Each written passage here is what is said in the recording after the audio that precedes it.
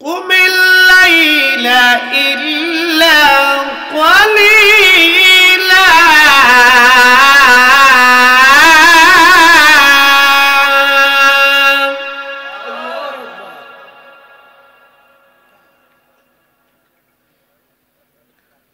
وفي آيات أخرى في شان حبيبه إن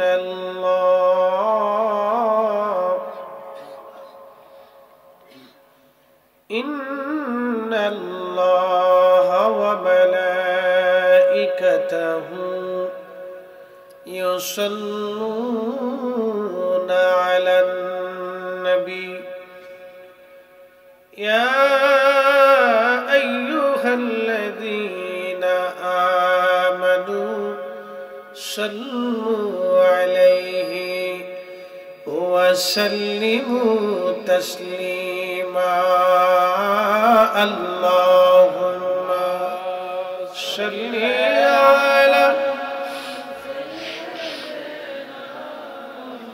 مولانا محمد وعلى سيدنا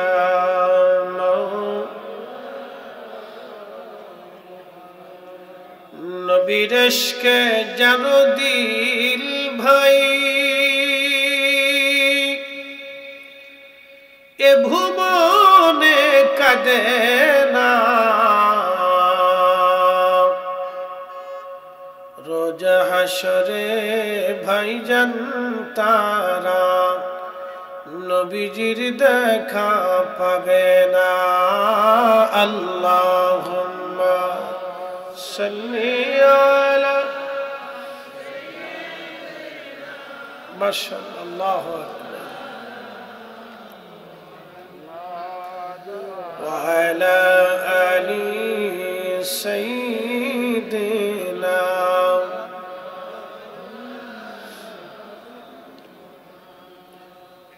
আল্লাহর দরবারে শুকর করি যিনি রাত তাহাজ্জুদের সময় আমাদেরকে বসে থাকার তৌফিক দিয়েছেন সেই জন্য আল্লাহর আসমানে একসাথে শুকরিয়া আদায় করে বলি আলহামদুলিল্লাহ।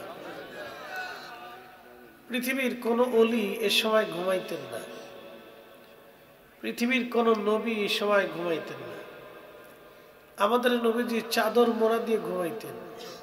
আল্লাহ রসুলের একটা চাদর ছিল কালো, মোটা উল দিয়ে বানানো, অর্থাৎ মোটা সুতা দিয়ে বানানো।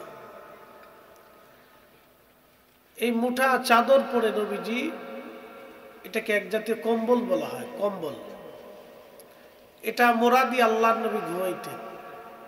আল্লাহ ডাক দিতেন এই সময়, ইয়া আইয়ুহাল মুযাম্মিল কুমিল লাইলা ইল্লা কলিলা।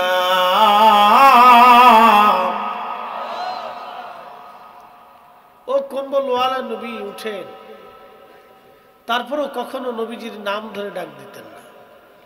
একসাথে বলবেন মারহাবা, অ্যাটেনশন। নবীজির নাম কি? মুহাম্মদ সাল্লাল্লাহু আলাইহি ওয়াসাল্লাম। সুমা দিছেননি? একসাথে বলেন দিছেন। আমাদের ভাইদের যুক্তি হলো আল্লাহ বড় না নবী বড়? তো মুসল্লিরা বলে হুজুর আল্লাহই তো বড়। তো আল্লাহ যেহেতু বড়, তো আল্লাহর নামে সুমা না দিয়ে রসুলের নামে দাও কেন?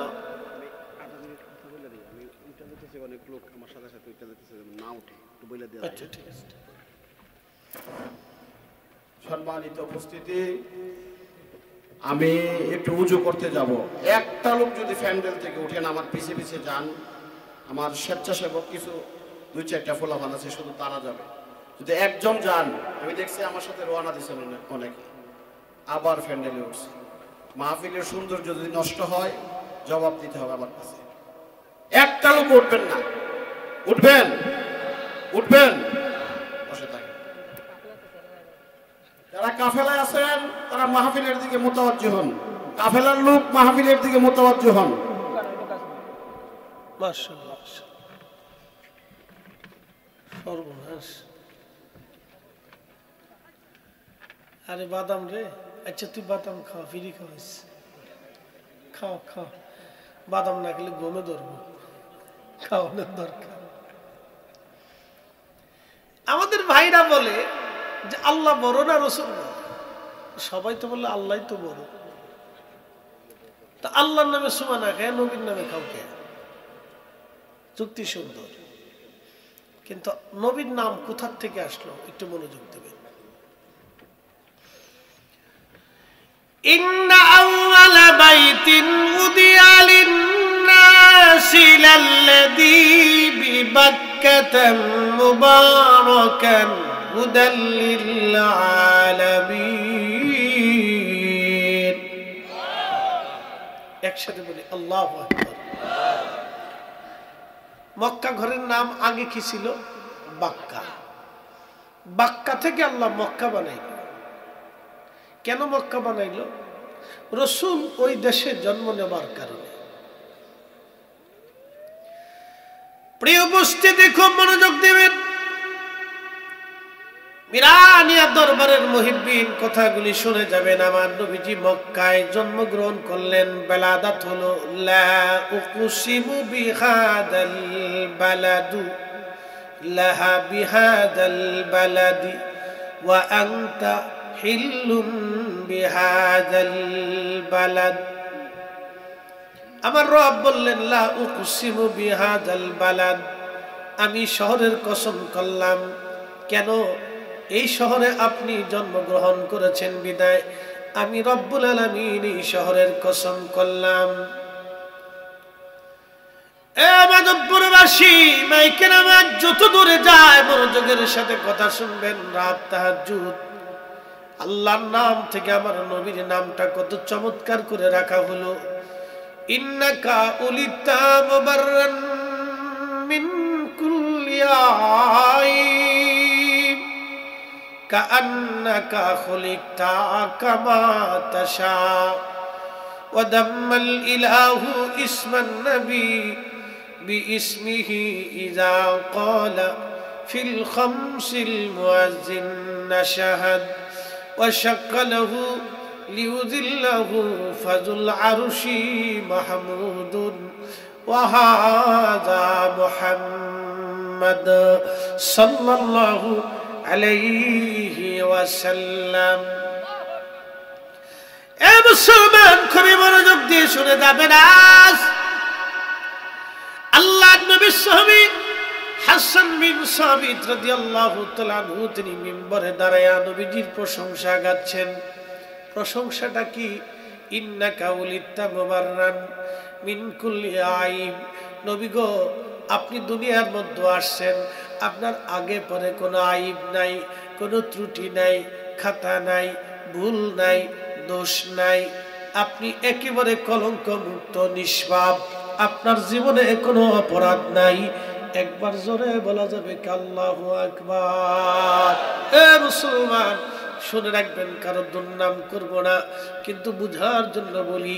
আমাদের দেশে যারা বুকে হাত বেঁধে নামাজ পড়ে তারা বলে রসুলের আব্বা আম্মা দুইজন কাফের ছিল, তারা দুইজন জাহান্নামে চলে গেছে। আচ্ছা, আপনারা বলেন হযরত হাসান বিন সাবিত বলল ইন্নাকা উলিতা মুবাররান, নবী গো আপনার বেলাদাত হয়েছে, পৃথিবীতে আপনি এসেছেন। ইন্নাকা উলিতা মুবাররান মিন কুল্লি আইব, নবী গো আপনি আইব মুক্ত ছিলেন, একেবারে আইব ছাড়া ছিলেন, দোষ ছাড়া ছিলেন, ত্রুটি ছাড়া ছিলেন। আমার নবীর মায়ের মধ্যে কোনো দোষ নাই, আমার নবীর বাবার মধ্যে কোনো দোষ নাই। এই জন্য রসুলের আব্বা আম্মাকে কাফের জাহান্নামী বলা যাবে না। যারা নবীর আব্বা আম্মাকে কাফের জাহান্নামী মনে করবে, আমরা সুন্নিদের সাথে তাদের কোনোদিন সম্পর্ক হবে না। হাত উঁচা করে বলেন ঠিক না ঠিক? ওরা জালিম, ওরা জালিম। কথা কন না কেন? সচ্চে মুসলমান ওরা, নামে মুসলমান। জোরে বলেন, জোরে জোরে। সচ্চে মুসলমান ওরা, নামে মুসলমান। ইমানদারের ইমান নিয়ে করছে যারা খেলা, ওরাই তো আসলে এজিদেরই চেলা। কষ্ট হচ্ছে? ঘুম আইছে? একসাথে বলুন, ঘুম আসছে? ঘুম গেছে? আসেন তো? অক্ত কয়টা বাজে? রাত 3টে। কখন? তাহাজ্জুদের সময়। আজকে বৃহস্পতিবার রজনী, জুমার রজনী, সাইয়্যিদুল আইয়াম, ফজরের পরেই দিনের সর্দার আসবে। আল্লাহ নবী বলেন ঈদের দিন, জুমার দিন, ঈদের দিন। আমার দেশে যারা ঈদুল ফিতর আর ঈদুল আজহা ছাড়া আর কোনো ঈদ খুঁজে পায় না, তাদেরকে জুমার ফজিলতের হাদিস শোনার দরকার। জুমার দিন, ঈদের দিন, এই জন্য জুমার দিনে গোসল করতে হয়, পাকসাফ হতে হয়, সুন্দর পোশাক পরতে হয়, এরপরে মসজিদে আসতে হয়। জুমার দিন, ঈদের দিন। জুমা পাইছি নবীর কারণে, ঈদ পাইছি নবীর কারণে, মুহররম পাইছি নবীর কারণে, রমজান পাইছি নবীর কারণে, কোরআন পেয়েছি নবীর কারণে, ঈমান পেয়েছি নবীর কারণে, আল্লাহ চিনেছি নবীর কারণে, আল্লাহ বুঝেছি নবীর কারণে, হাসর চিনেছি নবীর কারণে, কবর বুঝেছি নবীর কারণে, জিন্দেগি পেয়েছি নবীর কারণে, পৃথিবী পেয়েছি নবীর কারণে, পৃথিবীর সন্দেহ হচ্ছে রাসূলের কারণে। ওই নবীর ইজ্জতের চাদর যারা ধরবে, ওই নবীর শানকে যারা ছোট করবে, তাদের সাথে আমাদের কোনোদিন সম্পর্ক হতে পারে না। হাত উঁচু করে বলেন ঠিক না বেঠিক?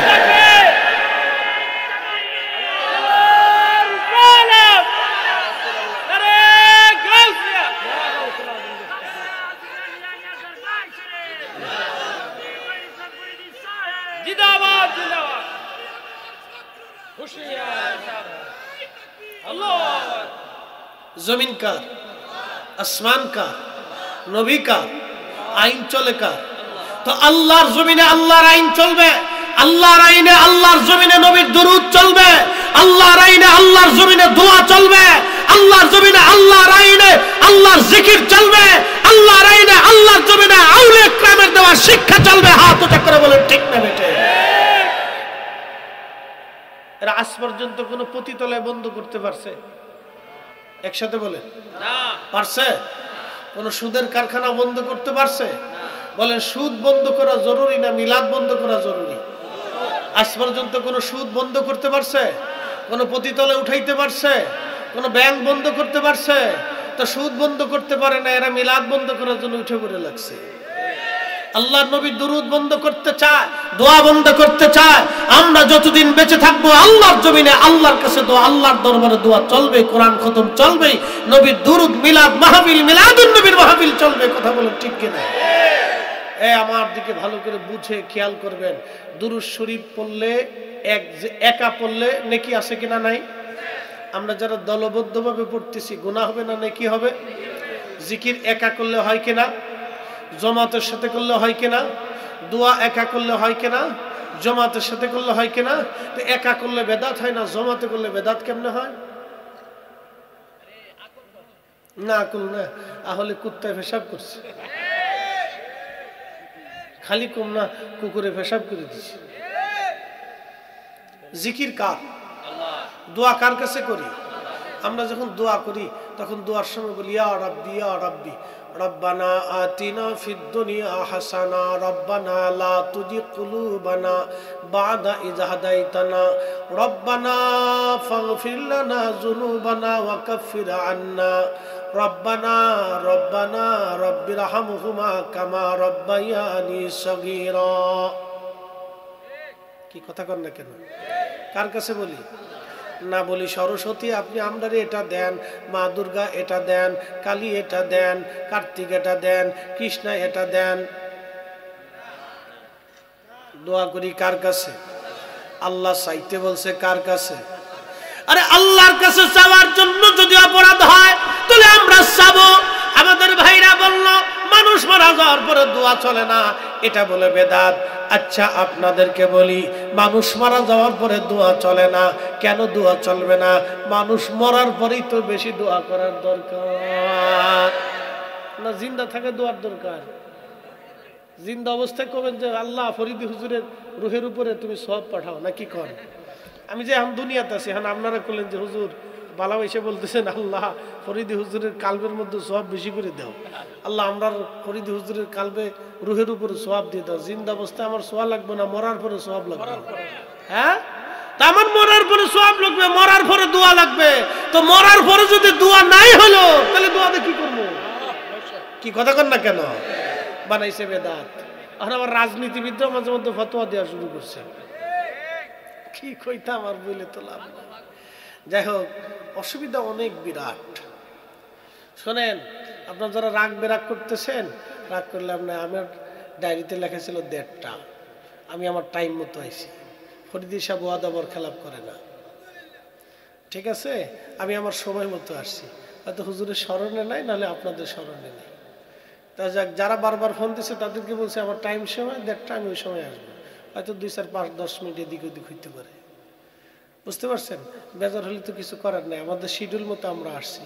কিন্তু আগে যারা শিডিউল ছিল তারা বরখিলাপ করলে বা তাদের কোনো অসুবিধার কোনো হইলে সেটা আমার দোষ না, আমার উপর বর্তবেন না। আল্লাহ আমাদের প্রত্যেকের কবুল করুক, বলে না আমিন। আগামী বছর 8:30টায় বলছি না, দেখবেন আধা ঘন্টা আপনি আগে আমাকে পাবেন, যদি আল্লাহ আমাকে বাঁচায় রাখে, নাহলে 8:30টার সময় পাবেন। আমি ফার্স্টটাও মাহফিল করি, আজ পর্যন্ত কোনো রিপোর্ট পান নাই যে ফরিদি সাহেব কোনো প্রোগ্রাম মিস করছে, কোনো প্রোগ্রাম ডাইন বাম হয়েছে দেখেন নেই। 5টা 4টে, আমি প্রত্যেক দিন 4টে প্রোগ্রাম করি, কালকে 3টে প্রোগ্রাম, তারপরের দিন 4টে প্রোগ্রাম। কী ভাবেন আপনি আমাকে? আমি ফার্স্টটাও প্রোগ্রাম করি, আমি শিডিউল টু টাইম প্রোগ্রাম করি। দাওয়াত দিলে দিবেন, না দিলে ওকে, ভালো লাগলে বসবেন, নাহলে চলে যাবেন। আমার কথা ক্লিয়ার। মিষ্টি যত ভালো, দাম তত ভালো। মিষ্টি ভালো, দাম ভালো, টাইম টু টাইম নিতে হবে। শিডিউল মোতাবেক কাজ, শিডিউল অনুযায়ী যত কাজ হবে সুন্দর হবে। আমি জুমা পড়াই শিডিউলেতে, আমি স্টুডেন্ট লাইফ থেকে আমাদের দরবারে ওয়াজ করি, একবারে টাইম মেপে ওয়াজ করতাম। আমি টাইম মেপে ওয়াজ করতাম। আমি স্টুডেন্ট লাইফে বড় বড় মুহাদ্দিসদের সামনে আমি ওয়াজ করছি। আমি আজকের বক্তা না, কোন কালের বক্তা আপনাদেরকে এবার বুঝাই। ফার্ম লাইট চিনেন নি আপনারা? ফার্ম লাইট আমাদের ফরিদপুরে হেজাক লাইট, হেজাক, এটার কিতাব লাইট কয়, হেজাক লাইট না নিয়ে আমরা দেশে ফার্ম লাইট। যত ফার্ম মারতো তত মানে আলো বাড়তো, কি ঠিক আছে না? এই সময় ফার্ম মারতো, এই সময় থেকে ওয়াজ করি আমি, এই সময় থেকে ওয়াজ করি, আজকের কথা না, সেই সময় থেকে আমি ওয়াজ করি। তা আপনাদের এই অঞ্চলে আসা যাওয়া তো কম ছিল, আমাদের ওই দক্ষিণ পূর্বাঞ্চল দিয়ে, বরিশাল দিয়ে এমন কোনো জেলা নাই, থানা নাই ওয়াজ না করছি। আপনাদের এই দেশে আইসে দেখলাম যে সুন্নিয়ত মার করলে না, আমার সাথে যদি সুন্নিয়ত বুঝেন তাহলে আমার সাথে চলেন, তাহলে বুঝবেন যে সুন্নিয়ত কারে কয়, তাহলে বুঝবেন যে সুন্নিয়ত কাকে বলে। তো আমার সাথে যাবেন তো বুঝবেন। যেখানে জীবনে মিলাদ হয় না সেখানে মিলাদ পড়ছি, যে মসজিদে জীবনে মিলাদ পড়ে না সেই মসজিদে আমি খতিব জুমা পড়াই, মিলাদ পড়াই। আমার যত মুসল্লি আছে যায় দেখবেন সব আমার ওই ভাইরা, সব ওই ভাইরা। তোকে দাঁড়ান, ইয়া নবী সালাম আলাইকা, হুজুর দাঁড়া, ইয়া নবী সালাম আলাইকা।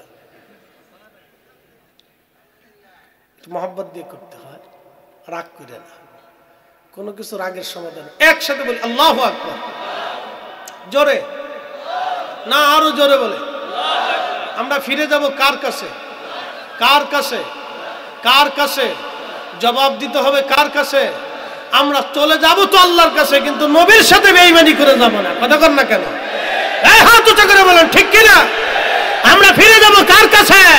তো যাব তো আল্লাহর কাছে, কিন্তু কোন ওলির সাথে বেঈমানি করে যাব না। কথা কর না কেন? কথা বুঝে যাবেন। আমি হাজার কথা, এক কথা আমি সারা রাতের আধা ঘন্টায় সারি।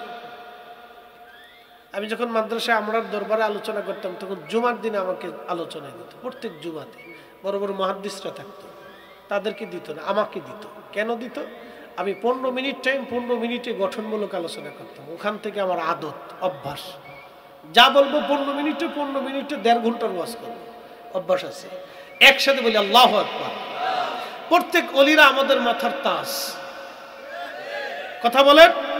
সেই দিন যদি শাহজালাল ইয়ামানি জায়নামাজ বিছে সুরমা পার না হতে পারতেন, তাহলে আজকে বাংলায় আমরা ইসলাম খুঁজে পেতাম না।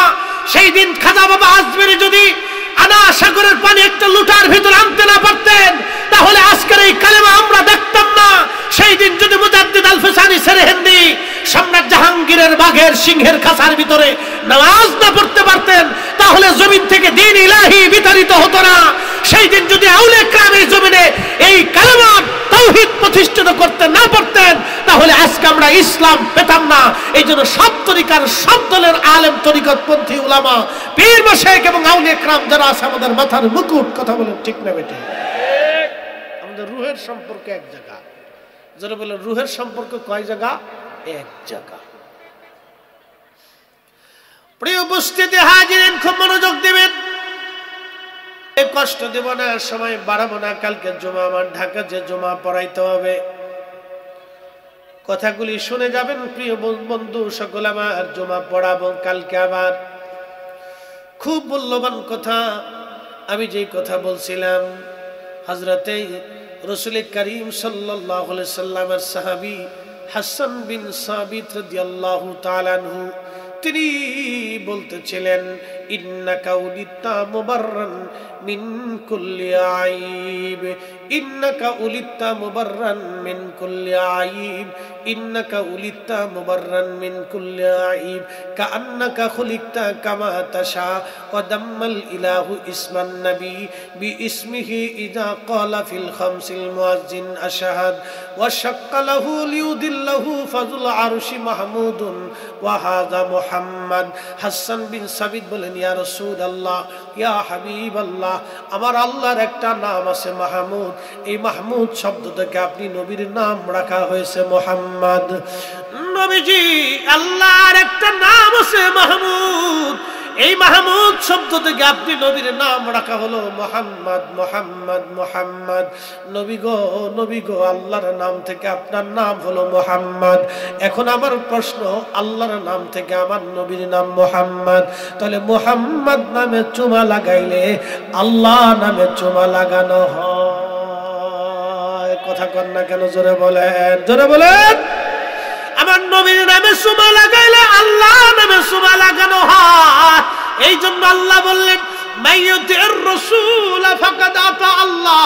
নবী মানলে আল্লাহ মানা হয়, নবী মানলে আল্লাহ মানা হয়, নবী মানলে আল্লাহ মানা হয়, নবী মানলে আল্লাহ মানা হয়। ঠিক কি না?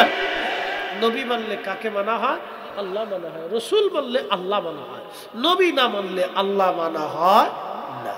এই জন্য আমরা নবী নবী করি। এই জন্য শানে রিসালাতে কেউ যদি বেয়াদবি করে, সে যেই হোক, আমরা কখনো মেনে নিতে পারবো না। প্রিয় উপস্থিতি হাজিরিন, খুব মনোযোগের সাথে কথাগুলি শুনবেন। আমি আজ আপনাদেরকে রাসূল দরবারের আদবের একটা ঘটনা শোনাই। বিশ্ববিখ্যাত একজন বাদশা ছিলেন, তার নাম সুলতান মাহমুদ গজনবী। সুলতান মাহমুদ গজনবী রহমাতুল্লাহ আলাইহির একজন গোলাম ছিল। গোলামের নাম ছিল আয়াজ। আয়াজ, আয়াজ, গোলামের নাম ছিল আয়াজ, গোলামের নাম আয়াজ। আয়াজ এসে বলতেছে, মনিব, আমার একটা সন্তান আছে, ছেলেটার নাম মুহাম্মদ। আমি আপনার সন্তানটাকে আপনার খেদমতে পাঠাবো। মনিব গো, আপনি যদি রাজি হন, আমার সন্তানটা আপনার খেদমতে দিয়ে দেব। গোলাম আয়াজ কি হযরতে সুলতান মাহমুদ গজনবী বললেন, বেটা ঠিক আছে, তোমার সন্তান তুমি দিয়ে যাও আমার খেদমতে। মুহাম্মদকে দিয়ে গেলেন খেদমত করার জন্যে। বহুদিন পার হলো, ছেলেটা খেদমত করে, কিন্তু মালিক হযরতে সুলতান মাহমুদ গজনবী তার গোলামের ছেলের নাম ধরে কখনো ডাকে না, কখনো ডাকে না। একদিন ছেলেটা মনটা খারাপ করে যায়, বলল, আব্বা জান, আপনার উপরে মনিব বেজার না আমার উপরে বেজার? বলল, বেটা কেন, কেন বলো, কি জন্য তুমি কথা বলো? বলতেছে, আব্বা জান, আমার মনিব আমার নাম ধরে ডাকে না, শুধু আয়াজের বেটা, আয়াজের বেটা বলে ডাকে। বলছে, আব্বা, আমার মনিব শুধু আয়াজের বেটা বলে ডাকে, কিন্তু আমার নাম ধরে কখনো ডাকে না। তো বলতেছে, কেন? আমি জানি না। তা আপনার উপরে বেজার না আমার উপরে বেজার? মনোযোগ দিবেন, কথাটা খুব ইম্পর্টেন্ট। এই জন্য শোনেন, এশকে রসুল আর আদবে রসুল এটা অনেক বড় বিশ্ববিদ্যালয়ে পড়লে হয় না। আদবটা অনেক বড় ডিগ্রি অর্জন করলে হয় না। বলে কারণ কি? যদি আদব ডিগ্রি অর্জন করে হতো, তাহলে ইউনিভার্সিটির ছেলেরা লেখাপড়া করে আসার পরে মাকে বৃদ্ধাশ্রমে দিত না। কথা কম জোরে বলেন। অনেক বড় সাইকুল হাদিস হলো, যদি আদব হতো, তাহলে অনেক বড় ডিগ্রি অর্জন করার পরে রসুলের শানে বরখেলাপ করতো না। কথা ঠিক আছে না ভাই? বিশ্ববিখ্যাত ইমাম ছিলেন ইবনে তাইমিয়া। আয় রব, 10 লক্ষ হাদিস মুখস্থ ছিল। কয় লক্ষ? 10 লক্ষ হাদিস। ইবনে তাইমিয়া লিখতে লিখতে লিখতে লিখতে অনেক কিতাব লিখছে। যেমন এলেম ছিল তেমন হেলেম ছিল। ইবনে তাইমিয়া লাস্ট কি হলো জানেন? সে লিখতে লিখতে একটা ফতোয়া লিখলো, নবীজি রওজা শরীফ জিয়ারত করার নিয়ত করা মুসলমানের জন্য হারাম এবং শিরিক। কি বুঝলেন? আছে কিছু না শেষ? একসাথে বলেন, আছে কিছু না শেষ? কোথায় হাত দিছে? কলিজায়। কোথায় হাত দিছে? জোরে বলেন, হাত দিছে কোথায়? কলিজায়, কলিজায়, কলিজায়, কলিজায়। শেষ। আচ্ছা এখন বলেন, আপনাদেরকে এখন আপনাদের সামনে অনেক সুন্দর ওয়াজ শোনাইলাম, এখন যদি ওয়াজ করার পরে জুব্বা জাব্বি খুইলে ল্যাংটায় দৌড় দেয় তো কি হবে? কথা কন না কেন? কিছু আছে? শেষ। ফরিদ হুজুর পাগল হয়ে গেছে, এত সময় ভালো ছিল এখন পাগল, ওনাকে আর দাওয়াত করা যাবে না। এক দৌড়ে সারা বাংলাদেশে ভাইরাল হয়ে যাবে, এক দৌড়ে ভাইরাল। ভারতের নাগা সাধুদের মতো। নাগা সাধু চিনছেন? কুম্ভ মেলায় নাগা সাধু, ওরা ল্যাংটা থাকে, কাপড় চোপড় পরে না। নাগা সাধুদের বক্তব্য হলো, আমরা উলঙ্গ থেকে, বস্ত্রহীন থেকে আমরা পৃথিবীতে শান্তি কামনা করি। আচ্ছা আপনারা বলেন, ল্যাংটা হয়ে যদি শান্তি কামনায় শান্তি আনা যায়, তাহলে 800 কোটি মানুষের ল্যাংটা হয়ে শান্তি কামনা করা উচিত ছিল। কি কথা কন না কেন?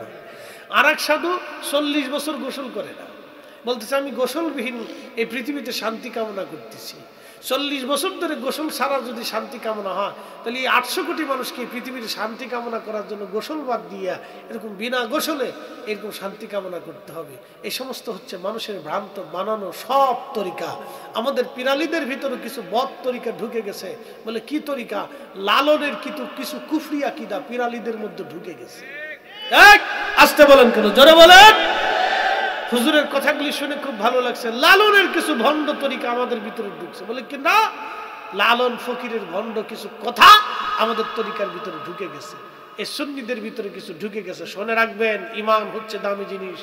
আকাইদে আহলে সুন্নাত ওয়াল জামাত ছাড়া কোনো মা ওলির জন্ম দিতে পারে নাই, বেহেশতের চেহারাও কোনোদিন দেখবেন না। বলে সেটা কেমন? ইমান বড় দামি জিনিস। লালনের অনেক কথাই সুন্দর, আমার কিছু কথা আছে কুফরি। বলে যিনি মুর্শিদ তিনি রসূল, তিনি খুদা হয়। লা হাওলা ওয়ালা কুওয়াতা ইল্লা বিল্লাহ। কিছু আছে? একসাথে বলেন, কিছু আছে? জোরে বলেন, আছে কিছু? জোরে বলেন, আছে। যদি লালনের তরিকা পৃথিবীতে বাস্তবায়ন করতে হয়, তাহলে সারা পৃথিবীতে ধান চাষ বাদ দিয়ে গাজার চাষ করতে হবে। আসতে বলেন কেন? জোরে বলেন। ধান চাষবাস দিয়ে কিসের চাষ করা লাগবে? গাজার চাষ। গাজা গাজা ধান চাষবাস দিয়ে গাজার চাষ করতে হবে। প্রিয় উপস্থিতি, খুব মনোযোগ দিবেন। আকাইদা আহলে সুন্নাত ওয়াল জামাত ব্যতীত কোন মাওলিদ জন্ম দিতে পারে না। এই জন্য সুন্নি আকীদার দাম এত মজবুত।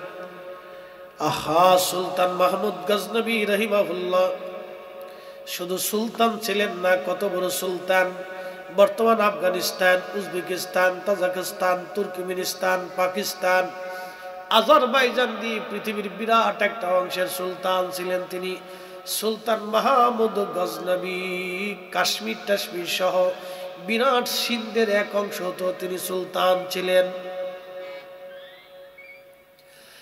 এই সুলতান মাহমুদ গজনবীর গোলাম আয়াজ দৌড়ায় যা বলতেছে, মালিক আপনি আমার উপরে বেজার নাকি? আপনি আমার সন্তানের উপরে বেজার? বলে কেন আয়াজ?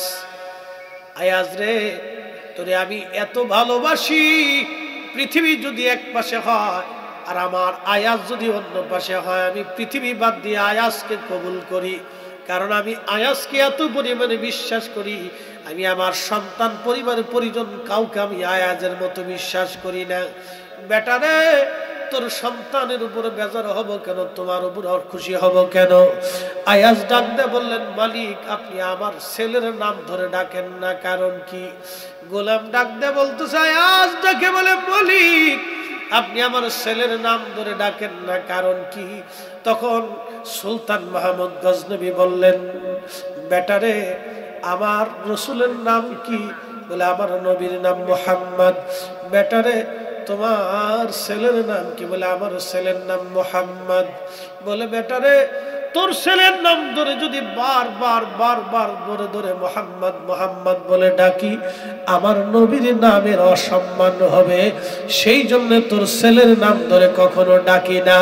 চিৎকার মেরে জোরে বলেন না ইয়া রাসূলুল্লাহ। এই আদব কি দলিল দিয়ে হয় না হৃদয় থেকে হয়? হৃদয় থেকে হয়, দলিল দিয়ে হয় না। এই দলিল দিয়ে হয় না, ইশকে রাসূল দলিল দিয়ে হয় না। যদি দলিল দিয়ে হতো তাহলে পাকিস্তানের লাহোরের সেই কাঠমিস্ত্রি ইলমুদ্দিনের কলিজায় রাসূল প্রেম দিয়ে কলিজা জিন্দা হতো না, উস্তনে হান্নানার জিন্দা হতো না। যদি দলিল দিয়ে ইশকে রাসূল হতো তাহলে গসলুল মালাইকা হযরত হামজালা গোসলবিহীন উহুদে আসতো না। সে আগে কোরআনের দলিল তালাশ করত। কি কথা কর না কেন? আজকে এক ভদ্রলোক আমারে ইটালি থেকে ফোন দিছে, হুজুর এক পাগল বুঝাইতে পারি না। বলি কি হয়েছে? মসজিদে যে দান বাক্স রাখছে, এই দান বাক্স রাখা বলে হারাম, চিন্তা করেন। তা বললাম দেন তাহলে মোবাইল। বলতেছে হুজুর দান বাক্স রাখেন কোরআনের কোন আয়াতে আছে? দেখেন দি কোন পাগলে, এই পাগলের বুঝাবো কেমনি? শেষে বললাম আপনি কি করেন? আমি ইটালি আসছি, ব্যবসা বাণিজ্য করি। আমি বললাম যে ইটালিতে থাকেন, ইটালিতে গেছেন, ব্যবসা করেন, কোরআনের কোন দলিল আছে? তোকে এটা আল্লাহ রসুল আল্লাহ কোরআনে ব্যবসা বাণিজ্যের কথা বলছে, এই জন্য আমি ব্যবসা করতে আসছি। আপনি কেমনে গেছেন? প্লেন দিয়ে গেছে। আমি কি প্লেন দিয়ে যাইতে হবে? কোন দলিল আছে? কি কথা ঠিক আছে না? আমি বললাম কোন দলিল আছে? কেন আসলেই তো হলো। আমি বললাম শোনেন, আপনি যে ব্যবসা করতে যান, হালাল উপার্জন করতে যান, এটা আল্লাহর আইন। এখন হালাল উপার্জন করতে হলে আপনি হেঁটেও যেতে পারেন, ভ্যানে চড়েও যেতে পারেন, অটোতেও যেতে পারেন, গাধার পিঠে চড়েও যাইতে পারেন, উটের পিঠেও যাইতে পারেন, বিমানেও যাইতে পারেন। মসজিদে মানুষ আল্লাহর ঘরে দান করে, তখন দানের জন্য আপনি ব্যাংকের অ্যাকাউন্ট দিয়েও পাঠাইতে পারেন, বস্তা ভরে ইটও নিয়ে আসতে পারেন, সিমেন্টও আনতে পারেন, বালি মাথায় করেও দিয়ে যেতে পারেন, নিজেও মসজিদ বানায় দিতে পারেন, অথবা দান বাক্সও টাকা দিতে পারেন। এটা একটা পদ্ধতি। তার জন্য কি কোরআনের আয়াত খোঁজা লাগবে? আপনি তো দেখতেছি মাথার ভিতরে কিছু নাইটাই। তো এরকম কিছু আগলা ফাগলা দেশে বহুত আছে, তার তো সিরা। কি কথা কোন লাগে? এই গ্রুপে খালি খুঁজে যে মিলাদ কোন কোরআনের আয়াতে আছে, ও খালি আয়াতে তালাশ করে যে মিলাদ কোন আয়াতে আছে, দোয়া কোন আয়াতে আছে। ওরা জিজ্ঞেস করে ভাতের লগে আলু ভর্তা খাস কোন হাদিসে আছে ক? কি কথা কন না কে? ওরা জিজ্ঞাবেন যে বেটা তুই যে খিচুড়ি খাস কোন হাদিসে আছে ক?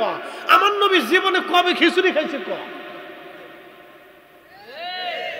ওরা জিজ্ঞাবেন যে তুই যে বিরিয়ানি খাস কোন হাদিস আছে ক? নবীজি কবে বিরিয়ানি খাইছে এই হাদিসটা দিয়ে আমার। এই সমস্ত আগল ফাগল দিয়ে দেশটাকে যে ভরিয়ে। কি কথা কন না কেন? কিছু সুস্থ মস্তিষ্কের মানুষও অসুস্থ হয়ে পড়ছে। আল্লাহ এই সমস্ত অসুস্থ থেকে, বেমার থেকে আমরা আল্লাহ বাঁচাই রাখুক। সকলে বলেন আমিন। পাগল ফুগলে দেশ ভরে গেছে। এই জন্য আউলিয়া কেরামের কোনো বিকল্প নাই, তরিকার কোনো বিকল্প নাই, পীর মাশায়েখের কোনো বিকল্প নাই। কথা বল ঠিক কিনা? আল্লাহ কবুল করুক, বলে না আমিন। রাত অনেক দীর্ঘ, বেশি লম্বা কথা বলবো না, শুধু কিছু কথা বলে দিয়ে গেলাম। আমরা আহলে সুন্নাত ওয়াল জামাত, কখনো রসুলের দরজা আমরা ছাড়ব? একসাথে বলেন ছাড়ব। যদি দলিল দিয়ে প্রেম হইতো তাহলে হযরতে ইলমুদ্দিন ইশকে রাসূলে পাগল হইতো না। ছোট্ট শুধু ঘটনাটা বলে দোয়ার দিকে যাব, ছোট্ট ঘটনা দিলে বলে বিদায়ের দিকে যাব। মনোযোগ দেন। ভারতের এক লেখক বই লিখলো, রঙ্গিলা রসুল। এই বইয়ের ভিতরে সে নেস্টিক কিছু ভাষা ব্যবহার করলো। আল্লাহ মাফ করুক, ওই ভাষা আমার পক্ষে ব্যবহার করা সম্ভব না, মনে কিছু নিয়েন না। যেমন একসময় দেওয়ান বাগি যেরকম লিখতো আর কি, বুঝতে পারছেন? আল্লাহ মাফ করুক, যদিও সেটা ফিরের তালিকার ভিতরে আছে, কিন্তু এটা ফিরের তালিকার ভিতরে নাই। তাকে তওবা করে ফিরে আসা জরুরি। কথা কন না কেন? তওবা করে আসতে হবে। সে যেই কথা রসুলের শানে বলছে, এই কথা কোনো ওয়াহাবীও জীবনে কোনোদিন কইছে না। এই কথা কন না কেন? জোরে বলেন লা হাওলা ওয়ালা কুওয়াতা ইল্লা বিল্লাহ। মিলাদ পড়লে সুন্নি হয় না। এই আবার শোনেন, খালি মিলাদ পড়লে সুন্নি হয় না, মিলাদুন নবী খালি পালন করলে সুন্নি হয় না। সুন্নি হয় আকীদা, সুন্নি হয় ইশকে রাসূলে। কথা কন না কেন?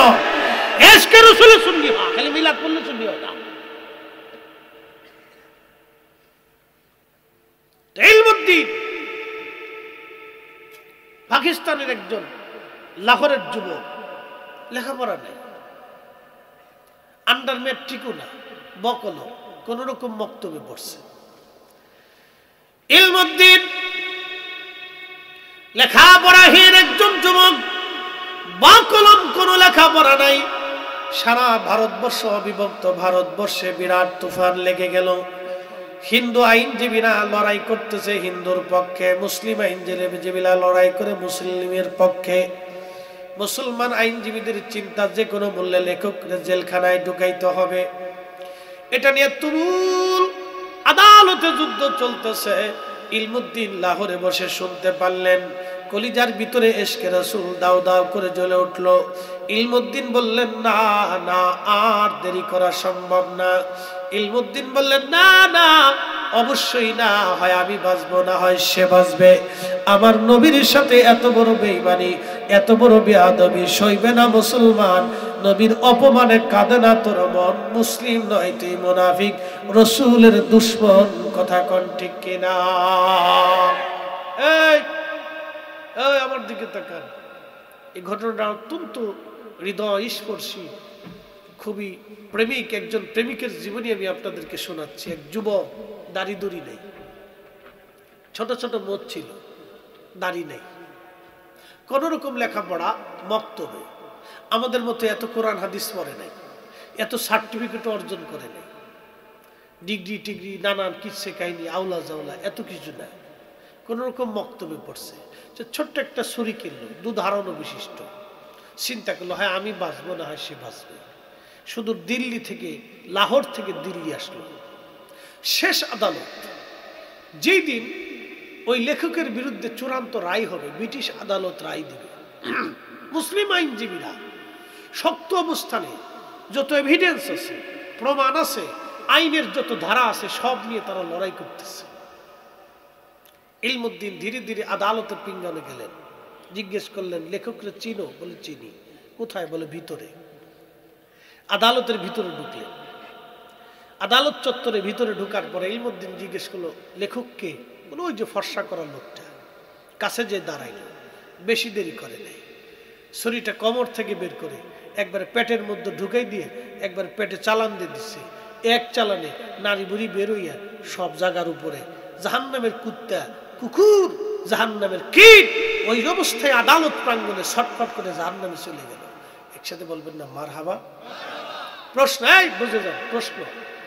আমার কথা খুব জ্ঞানীর কথা হবে, আমার কথা খুব ওজনওয়ালা কথা, বুঝে যাওয়ার চেষ্টা করবেন। ইলমুদ্দিন ছুরি চালাইলো কার জন্য? জোরে বলেন। রাসূলের জন্য। একসাথে বলেন, কার জন্য? আল্লাহর হাবিবের জন্য। কোনো সন্দেহ? সন্দেহ? ইলমুদ্দিন ছুরি কিনলো কার জন্য? নবীর জন্য। ইলমুদ্দিন ছুরি কেন চালাইলো? রাসূলের জন্য। যত প্রশ্ন আছে সব প্রশ্ন নবীর জন্য, নবীর জন্য, নবীর জন্য, নবীর জন্য। ইলমুদ্দিন জানে আমি হত্যা করলে আমাকেও ফাঁসি দেওয়া হবে, সে ফাঁসির মালা গলায় নিচ্ছে কার জন্য? রাসূলের জন্য। এই জোরে বলেন, এই জোরে বলেন। দলিলে না ভালোবাসা? না না, একসাথে বলেন, একসাথে। না না, জোরে বলেন, দলিলে না ভালোবাসা? জোরে বলেন, দলিলে না ভালোবাসা? দলিলে না ভালোবাসা? ইমাম মালিক 80 বছর মদিনায় জুতা পরে নাই। ইমাম মালিক 80 বছর মদিনার হাউদের ভিতরে পায়খানা পেশাব করে নাই। ইমাম মালিক 80 বছর মদিনার হাউদের ভিতরে থুতু নিক্ষেপ করে নাই। দলিলে না ভালোবাসা? জোরে বলেন, দলিলে না ভালোবাসা? আমরা বাড়ি মিলাদের ইন্তজাম করে দুরূদ পড়ি, দলিলে না ভালোবাসায়? আমরা দাঁড়ায় সালাম দেই, দলিলে না ভালোবাসায়? আমরা ভালোবাসাই করি, কথা বলেন ঠিক না বেঠে? যার দলিল লাগবে সে দলিল নিয়ে খেতা কম্বলের নিচে শুয়ে থাকেন, আমরা দলিল ছাড়াই পড়তে থাকবো। এই কথা বলেন, জোরে বলেন। আমরা দলিল ছাড়া পড়তে থাকবো, আমরা দলিল লাগতো না। আমরা দলিল, আমরা আকাবিরা সারা জীবন দিয়ে গেছে। এখন যে আরো পড়ার দরকার পড়েন, না পড়ার দরকার চলে যান। যার দোয়া করার দরকার করেন, না করার দরকার আপনি চলে যান। যে দোয়া করবে না তার জোর করে আইনে দোয়া করানোর দরকার নাই, কারণ ওই বেটার নসিবে দোয়া নাই। কি কথা ঠিক আছে না ভাই? যে আমার বাড়ির তাবারক খাবে আমি তার দাওয়াত করবো, যে খাবে না ভাই তোমার দরকার নাই। পৃথিবীতে 800 কোটি মানুষ, 600 কোটি আল্লাহ মানে না, তা থেকে আমার রাসূলের ইজ্জত কমে গেছে। আল্লাহ বুঝি নাই? আল্লাহ বুঝি ফলাইছে নাকি? কি কথা কর না কে? আল্লাহ আসেনি, সূর্য আল্লাহ উঠায়নি, তো কেউ যদি রসুলের দরুদ সালাম না পড়ে তাতে আমাদের কি আসে? কি কথা কর না কেন? আমরা পড়তে থাকবো, কথা ক্লিয়ার, কোনো ভেজাল টেজাল নাই।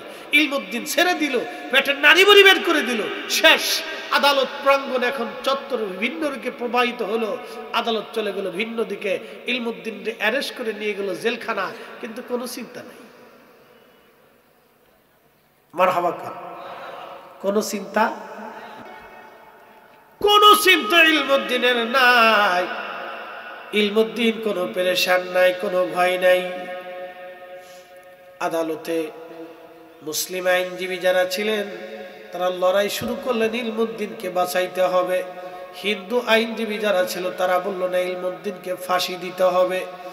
দুই আইনজীবীদের মধ্যে তুমুল আকারে লড়াই চলতেছে, ইলমুদ্দিনকে বাঁচাবে, ইলমুদ্দিনকে ফাঁসি দেবে।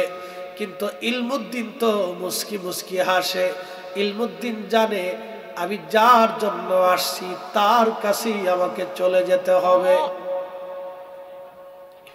ইলমুদ্দিনের কোনো চিন্তা নাই। আদালত চত্বরে তুমুল আকারে আইনজীবীরা লড়াই করতেছে আইনের ধারা দিয়ে। বড় বড় মুসলিম ব্যারিস্টার আইনজীবী সারা ভারতবর্ষ থেকে দিল্লি চলে আসলো ইলমুদ্দিনকে বাঁচানোর জন্য। এমনকি আল্লামা ডক্টর ইকবালও পাকিস্তানের লাহোর থেকে দিল্লি চলে আসলো ইলমুদ্দিনকে বাঁচানোর জন্য। শুনে যান, আশেকের কোনো দলিল নাই, প্রেমের কোনো মামলা নাই।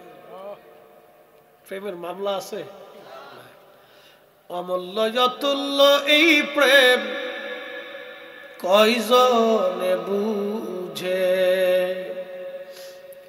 ওরে ধনী মানি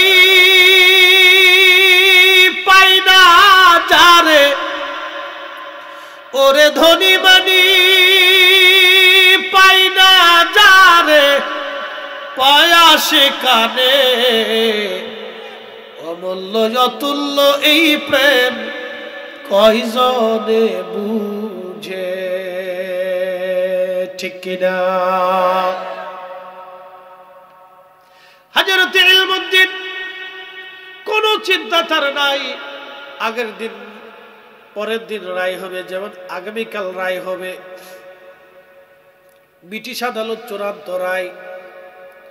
ইলমুদ্দিনের আইনজীবী, মুসলিম আইনজীবী যারা, তারা আগের দিন আসলো, জেলখানার মধ্যে ঢুকে ইলমুদ্দিনের সামনে দাঁড়ায় বলল, ইলমুদ্দিন তোমাকে ফাঁসির কাষ্ট থেকে বাঁচাতে পারবো, আইনের যত ধারা আছে সব ধারা দিই, আমরা মুসলিম সব আইনজীবী তোমাকে ফাঁসি থেকে বাঁচাবো, কিন্তু একটা কথা তোমাকে বলতে হবে। ইলমুদ্দিন কথাখানা হলো, যখন বিচারক তোমাকে জিজ্ঞেস করবে তখন তুমি শুধু বলবা আমি তাকে হত্যা করেছি, আমার মাথা ঠিক ছিল না, এটা ভুল হয়ে গেছে। শুধু এই কথাটুকু যদি তুমি বলো, ইলমুদ্দিন আইনের সব দ্বারা দিয়ে যে কোনো মূল্যে তোমাকে ফাঁসি থেকে আমরা বাঁচাবো। ইলমুদ্দিন মুস্কি হাসি দিল। আইনজীবীরা বুঝিয়ে সুঝিয়ে চলে আসলো। পরের দিন আদালত বসেছে, লক্ষ লক্ষ মানুষ দিল্লির আদালতের বাহিরে দাঁড়ানো। আজকে কি রায় হয় আমরা দেখব। হিন্দু মুসলমান লাখে লাখে দাঁড়ানো। সারা আইনজীবী দিয়ে দিল্লির আদালত একেবারে ভরে আছে। আইনজীবী দিয়ে দিল্লির আদালত ভরা। ইলমুদ্দিন আসামির কাছে দাঁড়ানো, কোনো চিন্তা নাই, তার চেহারার মলিনতা নাই, তার চেহারার মধ্যে কোনো মলিনতা নাই, সে একেবারে মনে হচ্ছে উৎফুল্ল, কোনো চিন্তা তাকে সে ধরে নাই, কোনো পেরেশানি তার মধ্যে নাই। হযরত ইলমুদ্দিনকে বিচারক জিজ্ঞেস করলো, ইলমুদ্দিন তুমি কি হত্যা করেছো? বলে হ্যাঁ। কেন হত্যা করেছো? বলে আমার রসুলের সামনে বাজে বাজে কথা বলেছে, আমি ইলমুদ্দিন আমার রসুলের পক্ষ থেকে আমি প্রতিশোধ নিয়েছি। না না, ইলমুদ্দিন ছুরি চালাইলো, আর আপনি সুবহানাল্লাহ বলতে পারেন না। একসাথে বলেন সুবহানাল্লাহ, জোরে বলেন আল্লাহু আকবার। রাত 3টা বাজে, তাতে কি জোরে বলেন আল্লাহু আকবার।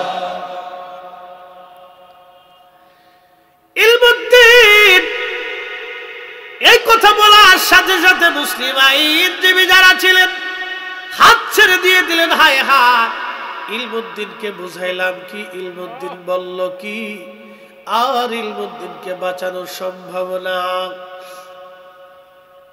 হিন্দু আইনজীবীরা মনে মনে খুশি, আর ইলমুদ্দিনকে বাঁচাইতে ওরা পারবে না, রায় হয়ে যাবে। ঠিকই ব্রিটিশ আদালত রায় দিয়ে দিল, ফাঁসির কাস্টে ঝুলাইয়া ইলমুদ্দিনের মৃত্যুদণ্ড কার্যকর করা হোক। লক্ষ লক্ষ মুসলমান বাহিরা আন্দোলন শুরু করলো, আমরা এই রায় মানি না, ইলমুদ্দিনের ফাঁসি মানি না, আমার ভাইকে ফাঁসি দিতে দেব না। সারা স্লোগান দিয়ে সারা দিল্লির আদালত চত্বর মুখরিত করে দিল। কিন্তু ব্রিটিশ আদালত রায় যেটা দিছে তো দিছেই, আর এই রায় কখনো চেঞ্জ হবে না। ইলমুদ্দিন কোনো চিন্তা নাই, উৎফুল্ল চিন্তাহীন ভাবে ইলমুদ্দিন হাঁটতেছে। আইনজীবীরা বললো, ইলমুদ্দিন তোমাকে বললাম কি, আর তুমি বললাটা কি? ইলমুদ্দিন ডাক দিয়ে বলল, আইনজীবীরা তোমরা আমাকে বুঝাইছো মিথ্যা বলার জন্য, কিন্তু শোনো, আমি যার জন্য প্রেমের মালা গলায় দিয়ে, ফাঁসির মালা গলায় দেওয়ার জন্য এসেছি, আমি যার জন্য আদালত চত্বরে খুন করেছি, আল্লাহর নবীর পক্ষ থেকে প্রতিশোধ দিয়েছি। শোনো আইনজীবীরা, গত রাত্রি বেলা আমার রহমতের নবী আমার সাথে স্বপ্নে দেখা করেছে। আমার নবী এসে বলে দিয়ে গেছে, ইলমুদ্দিন তুমি চলে আসো, ইলমুদ্দিন জান্নাতে আমি নবী তোমার অপেক্ষা করতেছি, আমি আর তুমি একসঙ্গে আল্লাহর জান্নাতের মধ্যে খাবার খাবো। চিৎকার মেরে জোরে বলেন না মারহাবা।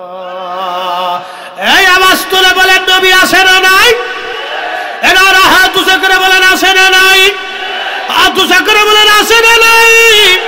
আশিকের কঠিন সময় নবী আসতে পারে কি পারে না? এসব গম্বদ বলে মঞ্জুর দুআ করনা, जब वक्त नजर आए आका दीदार अता करना, दीदार आता करना। मैं कब्र अंधेरी में घबराऊंगा जब तन्हा में, कब्र अंधेरी में घबराऊंगा जब तन्हा, इमदाद मेरी कर दे आ जाना रसूल अल्लाह, रोशन मेरी तुर्बत को लिल्लाह जरा करुना, जब वक्त नजर आए आका दीदार अता करुना, दीदार आता करना, दीदार आता करना।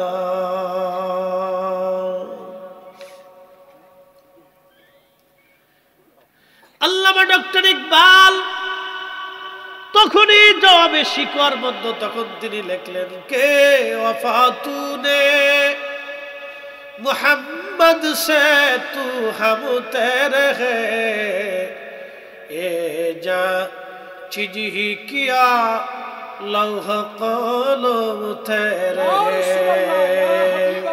তুমি যদি রাসূলের গোলাম হও, তোমার জীবনের সবটুকু যদি রাসূলের জন্য দাও, তো আল্লাহর নবী রাসূলের জন্য দেওয়ার কারণে কুল মাখলুকাত লৌহে মাহফুজ তোমার দিকে আল্লাহ ঝুঁকাই দিবে।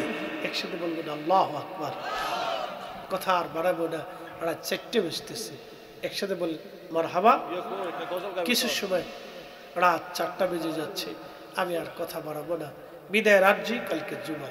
আগামীতে ইনশাআল্লাহ যদি আল্লাহ কবুল করে হায়াতে বাঁচায় রাখে তো যথা টাইমে পেয়ে যাবেন ইনশাআল্লাহ। আল্লাহ আমাদেরকে কবুল করুক।